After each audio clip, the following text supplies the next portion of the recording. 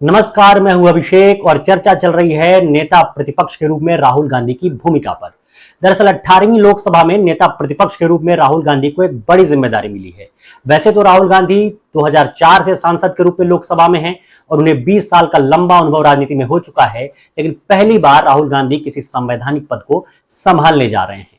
अब तक राहुल संसद में कांग्रेस नेता के रूप में उपस्थित थे, अब वो नेता प्रतिपक्ष हैं। तो पूरे गठबंधन के साथ किसी भी नीति पर पहले से बातचीत करने और उन्हें एक मत करने की चुनौती उनके सामने तो होगी ही, साथ ही राहुल गांधी पर अन्य पार्टियों और निर्दलीय नेताओं को भी अपने साथ लाने की जिम्मेदारी होगी। स्पीकर चुनाव के लिए के सुरेश के रूप में नामांकन पर अभिषेक बनर्जी ने जब इसे एक तरफा निर्णय करार दिया तो राहुल गांधी को अभिषेक बनर्जी के साथ चर्चा करते हुए संसद में देखा गया और फिर नामांकन पर चल रहा गतिरोध समाप्त हुआ। राहुल गांधी के इस कदम की काफी सराहना भी हो रही है और यह कहा जा रहा है कि नेता प्रतिपक्ष के रूप में विपक्ष को एकजुट करने का पहला पड़ाव राहुल गांधी पार कर चुके हैं। कन्याकुमारी से कश्मीर तक की भारत जोड़ो यात्रा और मणिपुर से लेकर मुंबई तक की भारत जोड़ो न्याय यात्रा के बाद राहुल गांधी एक परिपक्व नेता के रूप में सामने आए हैं। इस यात्रा के कारण राहुल गांधी की छवि काफी बदली है और इसका फायदा लोकसभा चुनाव में कांग्रेस को मिला भी है। संसद में भी राहुल गांधी पहले से काफी बदले नजर आ रहे हैं और काफी सदे हुए अंदाज में अपनी बात रख रहे हैं, जिसे जाहिर होता है कि इस भूमिका को निभाने के लिए तैयार हैं। लेकिन नेता प्रतिपक्ष के रूप में राहुल गांधी के सामने चुनौतियां भी कम नहीं होंगी। संसद के कामकाज और नीतिगत निर्णयों में अपनी भूमिका बढ़ाने के लिए राहुल गांधी को संसद में ज्यादा से ज्यादा उपस्थित रहना पड़ेगा। दरअसल 17वीं लोकसभा में राहुल गांधी की उपस्थिति मात्र 53% थी, जो सामान्य से काफी कम है। राहुल गांधी को सदन में अपनी उपस्थिति भी बढ़ानी पड़ेगी ताकि नीतिगत चर्चाओं में वो भाग ले सके और विपक्ष की बात को सत्ता पक्ष के सामने रख सकें।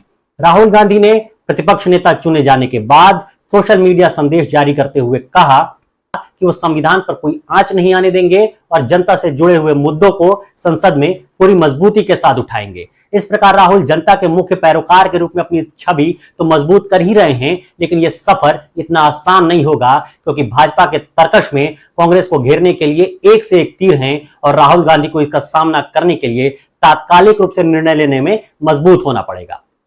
फिलहाल राहुल गांधी नीट वाले मामले पर सरकार को घेर रहे हैं और संसद में इस मामले पर चर्चा चाहते हैं। आपको बता दें कि नेता प्रतिपक्ष एक कैबिनेट रैंक का पद होता है। विपक्ष के नेता की सबसे महत्वपूर्ण भूमिका संयुक्त संसदीय समितियों और चयन समितियों में होती है। ये चयन समितियां प्रवर्तन निदेशालय, केंद्रीय जांच ब्यूरो, केंद्रीय सतर्कता आयोग, केंद्रीय सूचना आयोग, लोकपाल, साथ ही चुनाव आयुक्तों और राष्ट्रीय मानवाधिकार आयोग के अध्यक्ष जैसे काफी महत्वपूर्ण पदों की नियुक्तियां करती है। जाहिर है कि नेता प्रतिपक्ष के रूप में ऐसे कई मामलों में प्रधानमंत्री मोदी से राहुल गांधी का सीधा सामना होगा। चुनाव अभियानों में राहुल गांधी प्रधानमंत्री मोदी पर तो काफी हमलावर रहे हैं, लेकिन नीतिगत मामलों में उन्हें किसी ठोस नतीजे पर पहुंचने के लिए प्रधानमंत्री मोदी के साथ समन्वय बैठाना होगा और यह भी उनके लिए बड़ी चुनौती होगी। ऐसा कहा जाता है कि बड़ी शक्ति के साथ बड़ी जिम्मेदारी भी आती है और राहुल गांधी को नेता प्रतिपक्ष के रूप में कदम कदम पर ऐसी चुनौतियों और परीक्षाओं से गुजरना होगा जिसका सामना उन्होंने पहले नहीं किया होगा। राहुल गांधी के लिए अगले 5 साल बेहद महत्वपूर्ण है, जिसमें उनके सामने विपक्षी दलों के बीच अपनी स्वीकार्यता बनाए रखना एक बड़ी चुनौती होगी। अगर राहुल गांधी विपक्षी दलों के बीच बेहतर सामंजस्य बना पाने में सफल होते हैं तो 2029 के लोकसभा चुनाव में इसका फायदा उन्हें भी मिल सकता है और उनकी पार्टी कांग्रेस को भी। राहुल गांधी 2029 में विपक्ष का चेहरा भी बन सकते हैं और इस सवाल का जवाब भी तो 2024 के चुनाव में सबसे बड़ा सवाल था कि मोदी नहीं तो कौन। ऐसे ही महत्वपूर्ण खबरों के लिए हमारे साथ बने रहिए। तब तक के लिए नमस्कार, धन्यवाद।